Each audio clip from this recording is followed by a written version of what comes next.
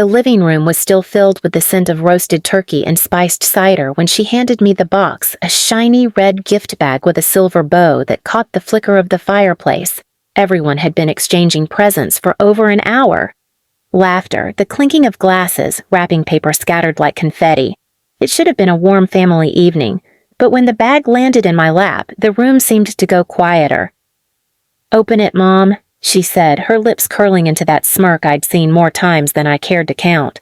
Her voice was syrupy, sweet enough for the audience, but I caught the venom underneath.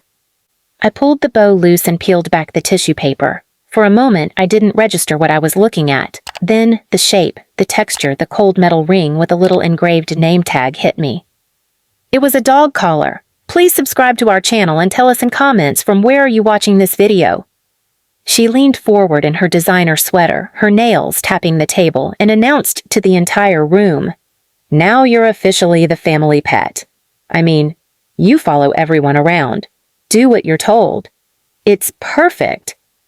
The laughter was immediate, sharp, mean-spirited chuckles from her friends, snorts from her husband, and even a few reluctant smirks from relatives who didn't know how to react. My son-in-law raised his champagne glass as if to toast. My daughter's mother-in-law chuckled behind her hand, eyes darting at me like I was some sideshow act. I could feel my face flushing, but I forced myself not to touch my cheeks. My palms were clammy, my heart pounding. I looked at the collar again, reading the engraving. Mom, property of the family. The way they had all staged this, the cameras ready on their phones. The little snickers, it wasn't just a cruel joke. It was humiliation, choreographed. "Go on, put it on," my daughter said, her tone light, almost sing-song. "It's adjustable, see? We can make it nice and snug." There was a murmur of amusement from the table. Someone muttered, "This is gold," and I caught my son-in-law discreetly filming. I swallowed hard, my throat tightening. Every instinct screamed to lash out, to shove the thing back in her face, to tell her exactly what she had become. But I didn't. I slid it back into the gift bag and smiled. Or at least, I think I smiled. "You really put a lot of thought into this," I said, my voice steady enough to surprise even me. Her eyes narrowed slightly, like she wasn't expecting me to take it so calmly. "Of course I did. I mean, family traditions, right?" The rest of the evening passed in a blur. I could barely taste the dessert, barely hear the conversations, but inside, something solidified a slow-burning resolve. I'd spent years enduring her sharp remarks, her little jabs disguised as humor, her public digs at my expense. But a collar, in front of family and friends? That was the line. I excused myself early that night, claiming a headache. As soon as I was home, I placed the collar on the kitchen table and just stared at it. The engraving caught the overhead light, almost mocking me. I ran my finger along the edge, feeling the cool metal. A plan began to take shape. Not just payback, no, that would be too small. This had to be something that would etch itself into her memory so deeply that every time she thought about humiliating me, she'd remember exactly how it felt to be on the receiving end. By the time I went to bed, I knew exactly when, where, and how it would happen. And it would be in front of the same people who had laughed at me that night. Because if she wanted to treat me like the family pet, then she was about to learn exactly what it felt like to be paraded, ridiculed, and stripped of her dignity. And I was going to enjoy every second of it.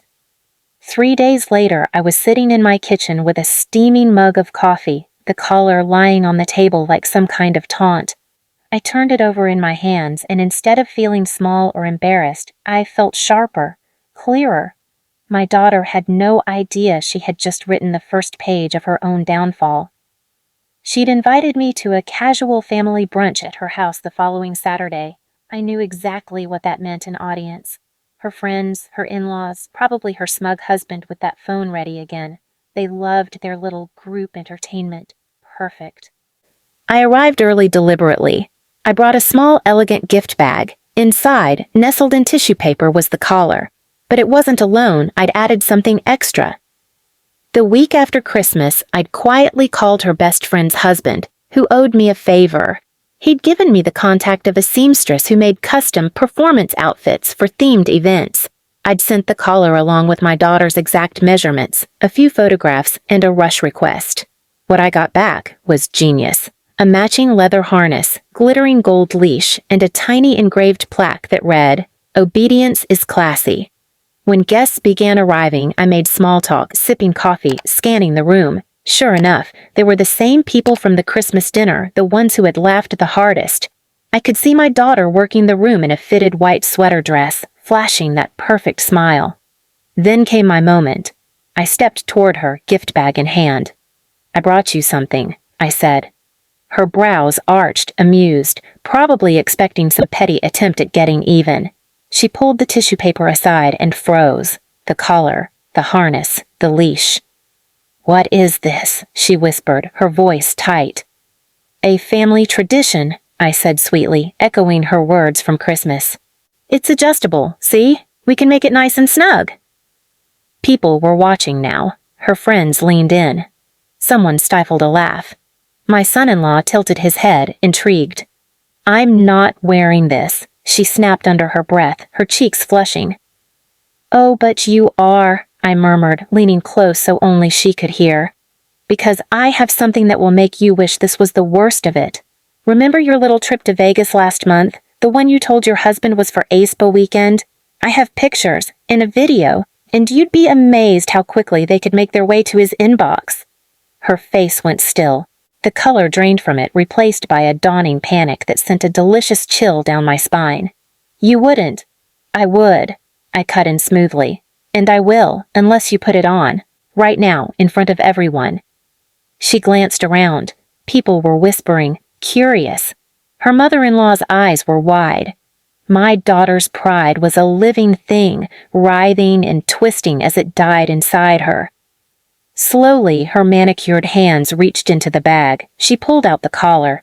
I held it up for her like a prize. The room erupted in shocked gasps and awkward laughter as I buckled it around her neck. "Now," I said, clipping the leash on, "walk." And my perfect, condescending daughter, the same one who had paraded me like a circus act, took her first step, cheeks blazing, as the cameras that once mocked me now captured her humiliation. I wasn't done. Not yet. But this was the start. A week later, my daughter thought the embarrassment had faded. She avoided calling me, avoided her friends, even skipped Sunday lunch with her in-laws. But humiliation has a way of fermenting, and I hadn't poured the last drop yet. The city's annual charity gala was coming up, a glittering camera-heavy event where all her social circle would be in attendance. She was on the organizing committee, desperate for the spotlight. I knew she'd be there in her most expensive gown, draped in borrowed diamonds, pretending nothing had happened. The night before the gala, I made a delivery. A sleek black box tied with satin ribbon, sent to the event's coat check desk with her name in elegant gold script. Inside, that very same collar polished to a shine, with the harness neatly folded beneath it, along with a card in my handwriting. A queen should never forget her crown. The next evening, I arrived early and slipped into the back of the ballroom, blending with the crowd. Guests murmured over champagne as photographers clustered near the entrance. Then she walked in radiant, all-practice smiles until the coat check girl hurried over with the box.